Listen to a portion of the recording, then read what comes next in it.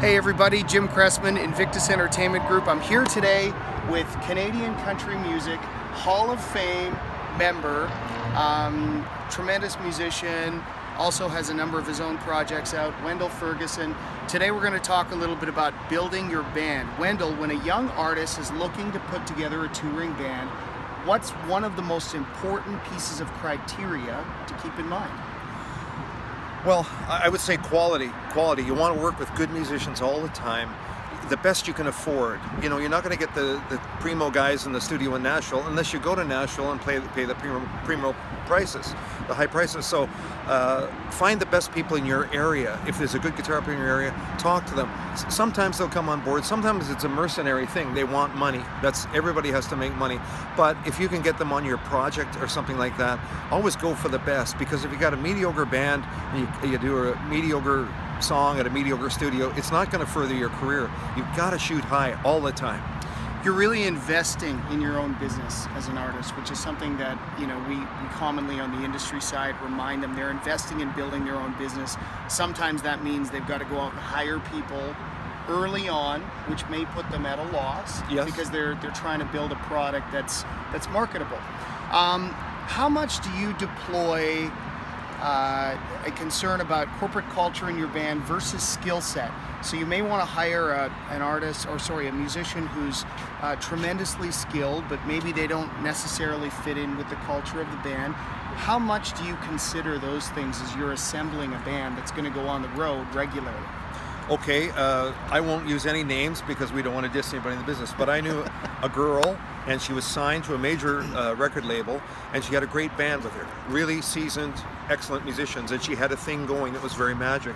And then the label got involved and said, your band's kind of old, you know, you're young and they're kind of like dinosaurish. And she said, yes, but they're very good. It's like, no, but we need multi-ethnicity. We got to get some different colors in there. We got to get a young thing and really push that end of it. And so she went along with it. She bought the advice. Okay, image is an important thing. And it all crashed and burned. And 2 years later, she was playing with the guys that she liked to play with before and doing better. I think you owe it to yourself. The best musician is who you should get.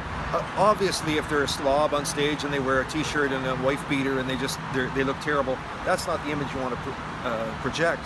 So you got to find somebody that is a good musician, B, has a good attitude, and C, they got to be a nice person. It's really nice to, you might find a better guitar player, but they're a dick. You'd rather work with somebody who's really good and fun to work with every day. So those are the kind of people you really want to put on your team, I think. Yeah, and an artist is the CEO of their own company, their own franchise. They should be hiring their own people probably out of the gate. But how important is it at some point for an artist to farm out the job as band leader rather than retain that themselves? Because they are going to have other things to focus on, and they may want someone else in that role. How important is that? It is important to the artist. Artists want to know that their back is covered. I used to work with another Hall of Famer, Al Cherney, years ago. He'd hire me to come out and do gigs with him. And I said, Al, why are you hiring me? You've got a backup band already. They're going to be at the gig. They've been giving your stuff. They'll play it. They know what they're doing. They're seasoned musicians. He says, I want to do a show. My focus is on the audience. I don't want to be directing traffic. I don't want to be telling people when to do things. I want a band leader back there. You tell them when to bite down on the nitroglycerin tablet, because we're going to do Orange Blossom Special and you better hang on, that kind of thing. And so I fulfilled the job for him, and that I was the go-between. He was the boss. The same thing with that other guy I was talking about that I worked with in the 90s. The management and I always didn't agree, but I would never argue with the artist. I would argue with the management, and they would argue with me, even though I know he was privy to it, because we had to go on stage every night and do a show and interact and be Yes. good terms with each other. So I don't want to be arguing with him about money for an hour and then a half an hour later go on and do a show and try and act fun with him. That never happened. There was a buffer zone there, so the band leader can be a good, he hears the management talking and he gets what the management wants to do. He works with them, not to undermine them. If he's having trouble with a musician, he says, look, talks to the artist, talk to the manager, I've got to go let Jimmy go. He's got a cocaine habit. It's like, okay, well, let's find somebody else. And he's good in instrumental in finding other musicians. Like usually it's a network, and you know a lot of guys who are good. And just the other day we were talking about that. We had a weak link in the band, and the guy said, "Wendell, do you know somebody else?" I said, "I know 2 other guys you should try, and the next gig try these guys."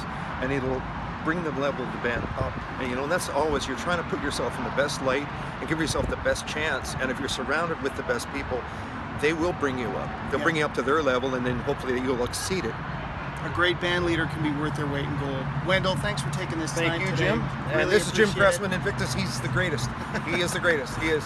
I haven't paid you to say that yet. I haven't. but You're not going to probably pay me will a cent. have to. Thanks, We man. sat on a board for a long while, and this man is he's an honest person. What he says is what he does. It's fantastic. Thank you. Pleasure to have you on. My pleasure.